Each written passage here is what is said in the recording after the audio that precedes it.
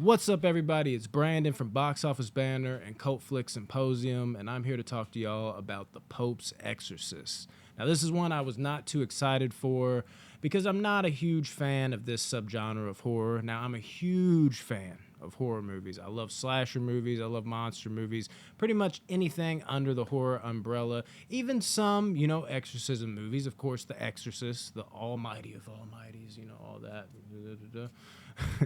we love this shit as horror fans. Even if you're not a fan of the subgenre, you at least love that. And then there's other paranormal movies like Hereditary is my absolute fucking jam. There's definitely outliers, but overall this subgenre of horror has never been for me.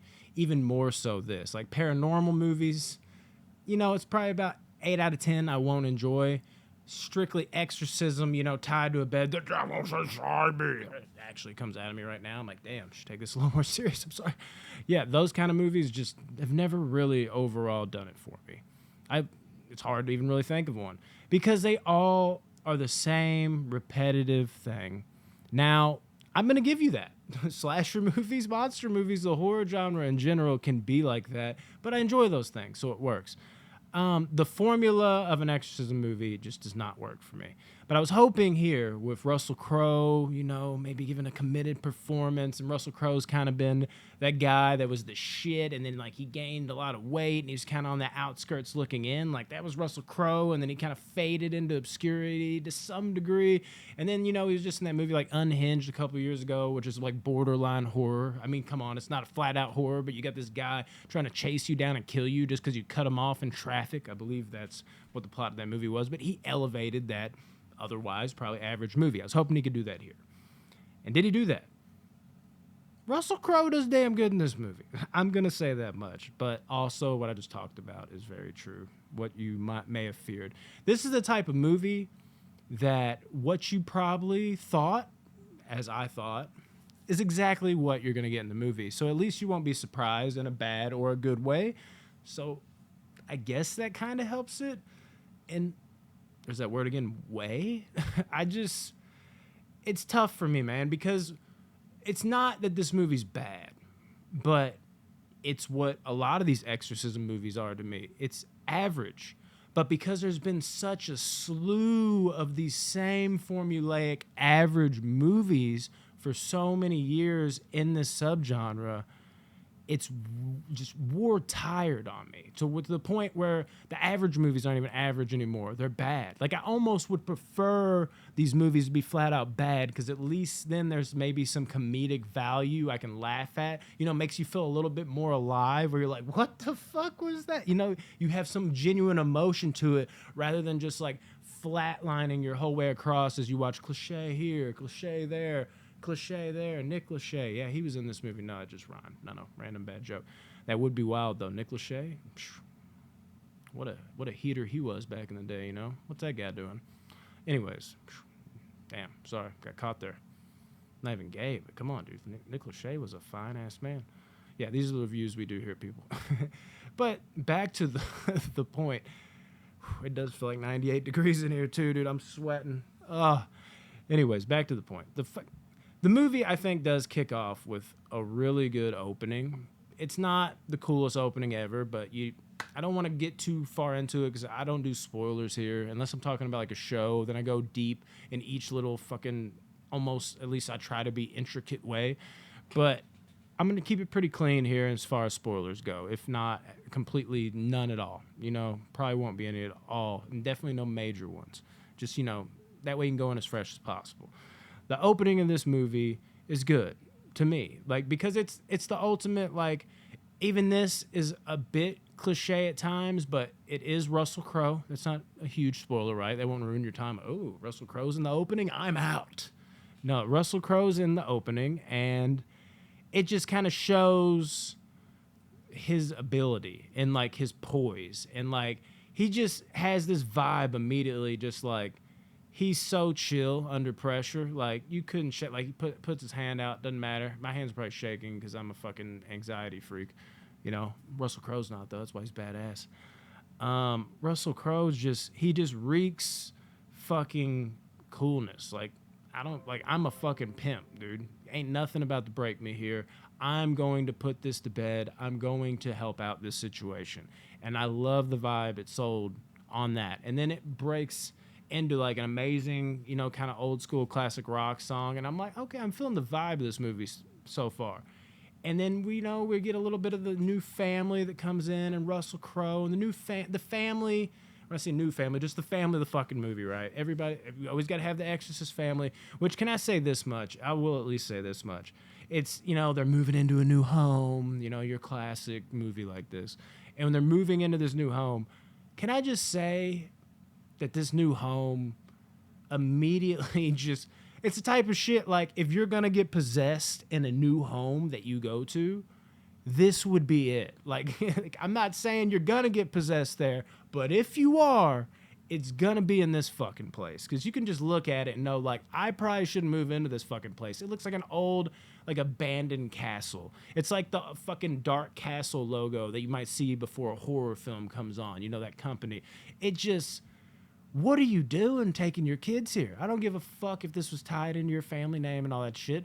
You don't move here, man. You just don't do it. And if you do, you at least got to be like, well, I can't say I didn't see this coming. Oh, you believe in supernatural shit? I'm not saying I believe in supernatural shit, but if I move into a place like this would be the place it would happen. And, hey, that's not a spoiler. We've seen the trailers, right? Some exorcism shit goes down. I mean, if we came to an exorcism movie and we had no exorcisms, what would we be doing there?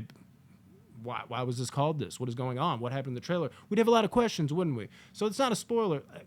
This is coming, and it's so obvious from, like, even me. I'm not big into fucking ghosts and shit and devil shit, but, like, I'd be like, yeah, I probably just wouldn't want to live there. So, bum move on the parents' part there.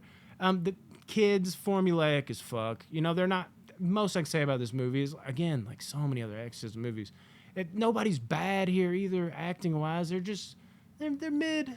They're mid, as the kids say. Very mid. Yeah, oh no, you're not ever like, oh, performance. But you're never like, oh God, performance. That was bad. Which, again, debatably worse when you have that type of reaction, because you're just sitting there like, can I feel anything for this movie? A lot of that. You got the older sister who's playing the role of like, oh, my life's gone to shit. I'm going to be a rebel. That older sibling, whether it be sister or, brother, sister in this movie. Oh, yeah. The kid you see in the trailer that's possessed. You either get the kid that's just like, I'm young and, I'm not really in tune with everything, or I'm just kind of going to block everything out and be the real quiet type. And then you got the shitty older sister that's just like, oh my God, do you even know what's going on? Act like you feel something. Not saying she does that in this movie, but I'm saying this is the formulaic type of shit. I don't want to give everything away, but like they fit somewhere in those kind of boxes. The mom, nothing special, nothing terrible. Just you'll forget about her.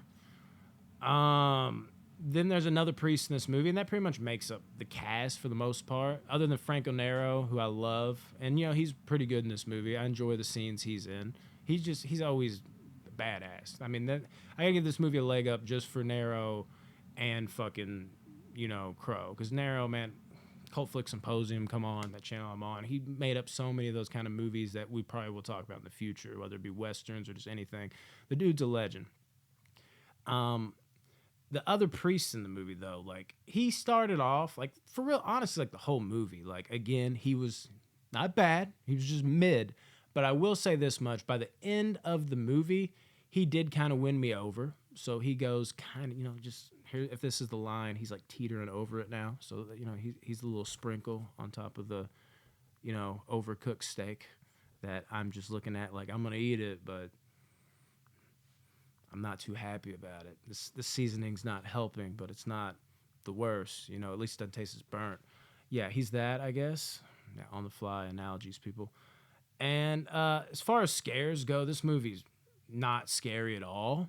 I will say it's devoid of, like, jump scares, which is admirable, because too many of these type of movies, even exorcism movies, even though, you're usually, like, tied to a bed, it's not like paranormal where, like, ghost shit, you're in the darkness, you're like, what the fuck is going on? It's, it's more contained, so you can't do jump scares as much, but they'll still find a way in these movies. This movie doesn't depend on that, which is a good thing. But the problem is, it's tough line to teeter, man. You got to be able to build that tension. And the tension was just never executed for me. Never. There was maybe a couple scenes where I was like, okay, I'm raising a little bit.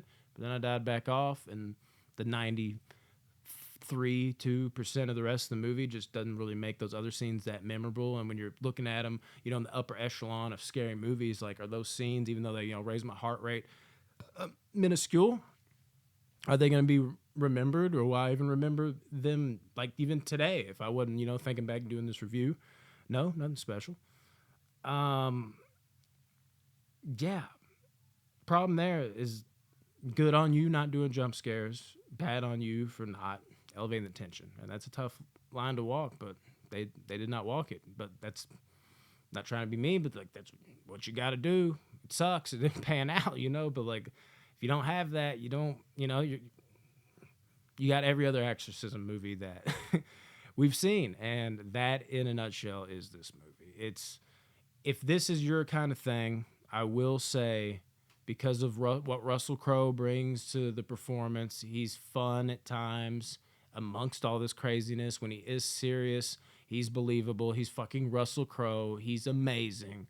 He commits to the role. It's not like tour de force, but it's like better than most of these fucking bargain bin fucking, lead role guys that get in these movies. He's definitely good. He's Russell Crowe. You're engaged the whole time he's on screen.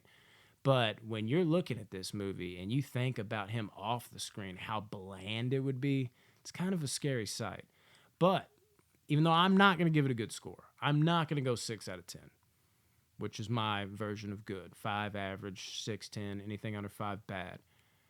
I will say, if you are, again, I'm not, but if you are a fan of these types of movies, and even all the average ones, you're still waiting for that good one where you'll still go see, and you're like, oh, I'm kind of disappointed again, go see this movie, because I bet for you it's at least a one-off watch, because you'll sit there and you'll be like, okay, this was average, but at least, these movies are better to me than most people, and I got the performance from Russell Crowe. Fuck yeah. It might hit for you. I don't think it's going to blow you away, but it might be like, damn, dude, I haven't seen a good exorcism movie in a long time, and that one was at least decent. You might find yourself in that ballpark. Me, I'm in the nosebleeds, just hoping for something, and I had a fly ball fucking almost come my way, and it went over the fucking wall, and then I think about that, like, the one thing that happened during the game, and I'm like, damn, that was close to being something good. But it's still, I'm not that big of a fan of baseball. Why am I even here? And I'm in the nosebleeds. It's not cutting it. That type of thing for me as a movie viewer, using it as an analogy, it just wasn't quite there, but I wanted it to be in comparison to the rest of these movies. But there's just too many things. Again, comparison, that's a good word, comparable to all the other average ones. And Russell Crowe's not enough to save it. But I will say this much. It is enough just for his performance, his committed performance, and how him, and I got to put some respect on having Franco Nero in the movie. Them two are going to raise it above a bad score, because this would usually be like a 4 out of 10, maybe high 3. And I'm going to give it a 5.2. It's going to not be my least favorite movie of the year. That's still 65. Don't get me started on that. That movie's more of that's a whole nother story, whatever. But this film, I was hoping to be, like, maybe I could finally have an exorcism movie that I like for the first time in what seems like forever, and it wasn't that, but at least it wasn't garbage, and I got exactly what I thought, same old exorcism movie, but I did get it elevated to at least some degree because Russell Crowe was damn good. So if that's what you're looking for and you like exorcism movies, check it out. If you're like me, you can probably skip it, unless you're just genuinely curious like I was how good Russell Crowe is, and you can walk out of the movie theater like, yeah, Russell Crowe's still good. Does that make the movie good, though? Not really. Love you, Russell, but